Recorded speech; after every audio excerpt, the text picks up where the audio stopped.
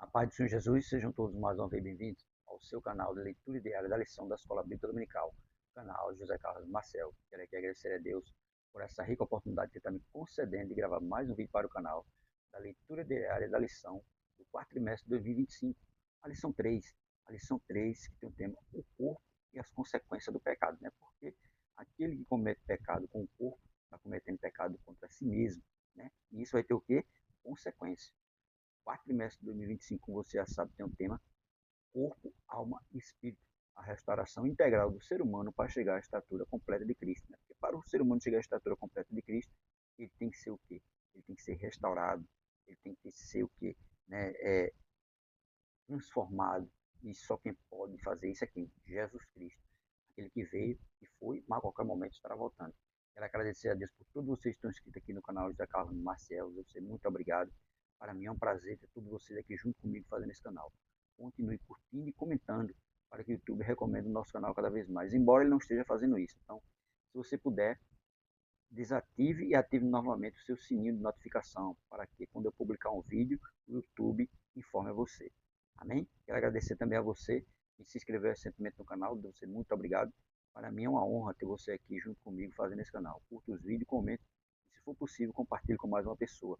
Quero também agradecer a você que ainda não é inscrito no canal, mas tenha assistido nosso vídeo. Se for possível, se inscreva para nos ajudar. Se inscreva para que esse canal possa crescer. Amém?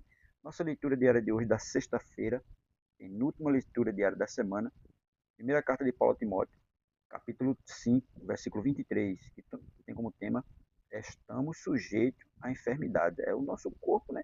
É um corpo frágil por conta do pecado, né? Por conta da queda, o homem foi sujeito às enfermidades, e por isso o nosso corpo está sujeito a isso. Mesmo servindo a Cristo, mesmo fazendo a vontade de Cristo, mas nós estamos sujeitos às enfermidades. A Bíblia diz: o que acontece com o ímpio, acontece com o justo. Acontece a mesma coisa. Nós não estamos livres das enfermidades. Podemos passar por elas.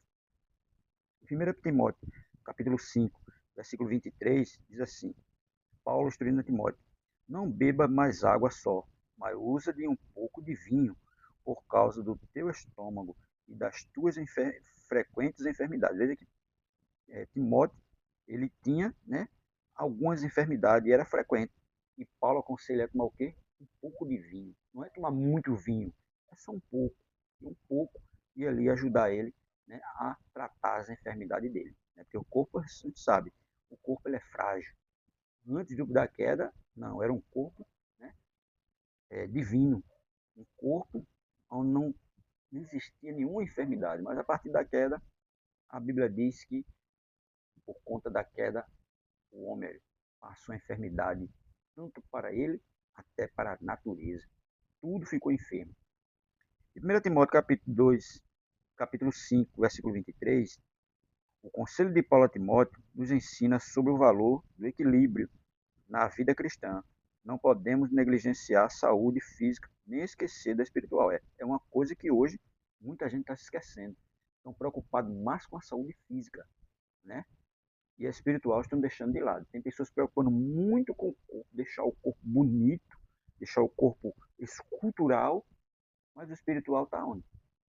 A Bíblia diz: buscar primeiro o reino de Deus e a sua justiça, e as demais coisas vos serão acrescentadas. Hoje o pessoal está preocupado só com a estética, né?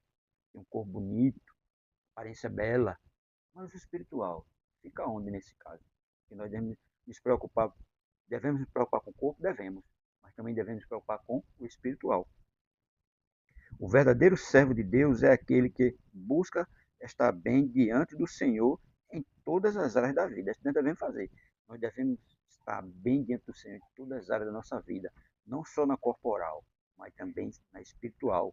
Porque a espiritual, né, vai voltar para Deus. O espírito volta para Deus. Então nós temos que estar preocupados, né, com a espiritual, com a corpo também, mas o espiritual é o primordial, né, para nós, porque o corpo ele vai se deteriorar, ele vai voltar, né, para o pó de onde veio, mas o espírito não, o espírito volta para o Pai. Então, como é que está o nosso espírito?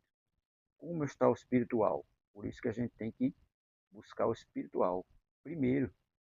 E o espírito, antes de estar se preocupando, né, só com o corpo, vamos nos preocupar também com o espiritual. porque o espírito vai voltar para o Pai. E como ele vai voltar para o Pai? Será que ele vai voltar bem ou ele vai voltar com algum problema?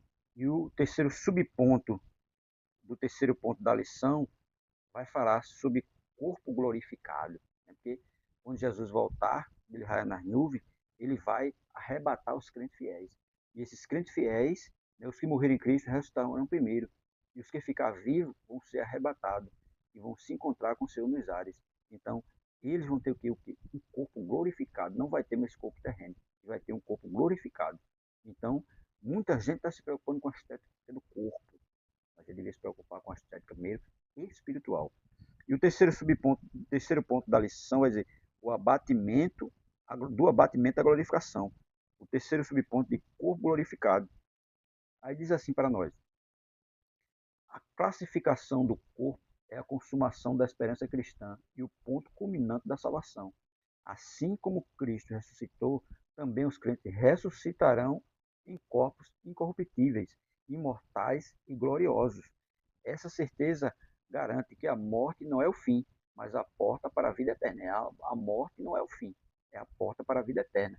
E todos aqueles que ressuscitarem em Cristo, né, vão receber um corpo incorruptível, imortal e glorioso. O corpo atual, frágil e sujeito à dor, será transformado pelo poder de Deus, tornando-se semelhante ao corpo glorioso de Cristo. Tá vendo?